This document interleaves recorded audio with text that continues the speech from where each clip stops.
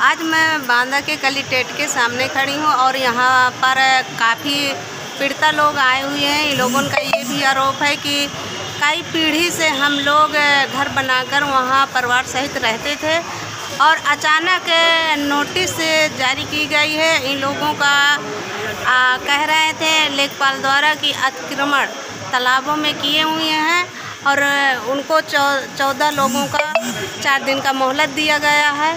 अभी आप क्या कहना चाहते थे? क्या कहना चाहते कि हमारे घर गिर रहे हैं, हमारे पुरखों की ज़मीन खरीदी ज़मीन है। अब उधर से नाता निकाल रहे हैं, घर गिरा रहे हैं। हमारे 4 6 बच्चे हैं, छोटे छोटे बच्चे हैं। कहाँ जानवर रखकर कहाँ बच्चा पालन, कहाँ कौन रोड में पड़े। अब हमें रहने को ज़मीन है, इसलिए हम आए हैं सुनाने। हाँ खरीदी बहुत दिन की 80-90 साल हो गए। 3 पीढ़ी हो गई खरीदे। ना खरीदने वाले बचे और ना लेने वाले बचे और ना देने वाले बचे। और तब पुरखन के वो नहीं रही तो वो लिखा पढ़ी तो है नहीं है, ना हमारे पास है। देने वाले मर गए, लेने वाले मर गए। 14 जने के फांसा थी और तो नहीं कहूँ के फांसी थी, बस हमारे 14 जने के फांस रही। यही के खातिर रहन कि हमार घर गिरा थी कि रोका थी, कहाँ थी, नहीं कहूँ निकारा थी, कहाँ जान लड़का बच्चा लेके कहाँ बैठा न 4 मास महीना कहाँ फिर बे हमारे विश्व भर जागा न जमीन है तो कह के कहे में धर बे डेरा। हमारी कम से कम 70 साल की उम्र है। आपके घर कब के हैं? कम से कम 100 साल हो गए। आप कितने बड़े थे जब आपके? वह ज़्यादा से ज़्यादा 25-30 साल की। हमारा कम से कम परिवार है कम से कम 12-14 आदमी। आप क्या चाहते हैं कि हमको हमारा सहारा मिलना चाहिए कुछ।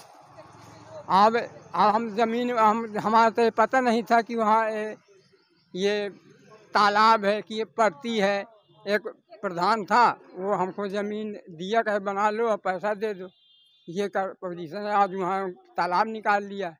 आज यहाँ हम आए हैं कि हमारे जो है बाप दादों ने ये ज़मीन खरीदा था और हमारे गांव के अमीरों ने जो है ज़मीन हमारे बाप दादों को बेचा था। तो क्या है, जो बेचने वाले भी और ख़रीदने वाले मान लो दोनों मतलब ख़त्म हो गए हैं। इसके बाद अब क्या हो रहा है कि अभी हमारे बीवी बच्चे परिवार सभी काफ़ी परिवार बढ़ गया है। वहाँ से हम लोग 80-90 साल से उस ज़मीन में रह रहे हैं। अभी तक कोई मतलब आज तक ऐसा कोई कार्य नहीं हुआ है, ना कोई ये हुआ कि 4-5 दिन में मतलब हमको निकाला जाए वहाँ से।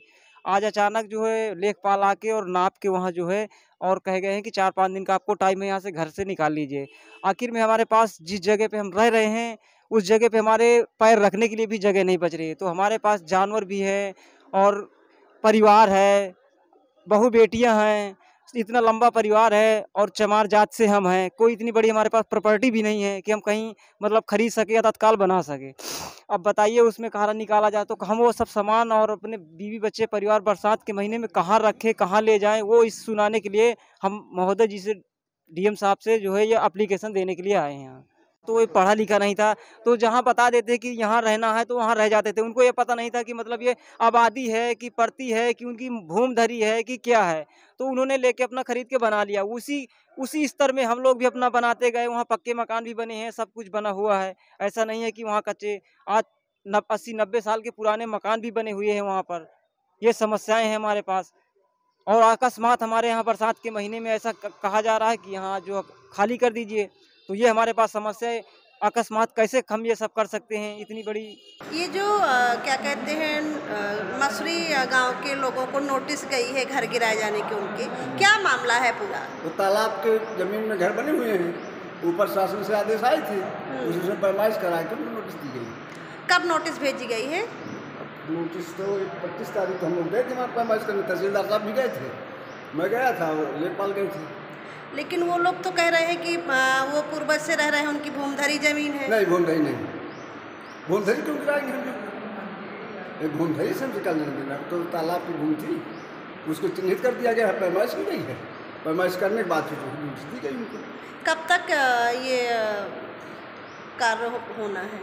अब नोटिस के बाद होगा तो, क्योंकि वो लोग डीएम के यहाँ गए थे, उनका कहना था कि उनकी भूमधरी जमीन है और वो तो सदियों से हो जाएगी तब भी जाएगी, उसमें कोई दिक्कत भाई। अगर भूमधरी होगी तो सुनवाई होने के बाद होगी उसमें। भूमधरी थोड़ा हम गिरवाएंगे।